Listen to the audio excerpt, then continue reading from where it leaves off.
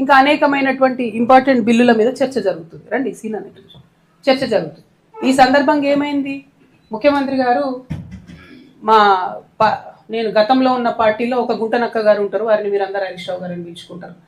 ఆయనను చూసి నేనేదో మాట అన్నాడు, అనగానే నన్ను అంటవా నువ్వు అని చెప్పి అసెంబ్లీ మొత్తం వాయిదా వేసుకుని వెళ్ళిపోయాడు.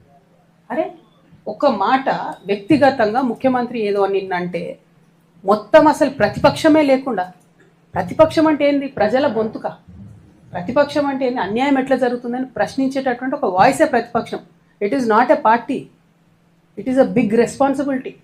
దాన్ని వదిలేసి మొత్తం సభ 5 రోజులు ఎట్లా మీరు బాయ్కాట్ చేసిపోతారు?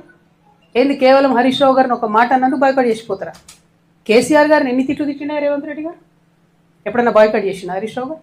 మొన్న ఈ గుంటనక్కకు డిప్యూటీ ఫ్లోర్ లీడర్ ఇవ్వగానే నేను చెప్పిన బీఆర్ఎస్ పార్టీని ఎవరు కూడా కాపాడలేరు అసెంబ్లీకి రాకపోతే అని. ఏం చేసిరు నిన్న?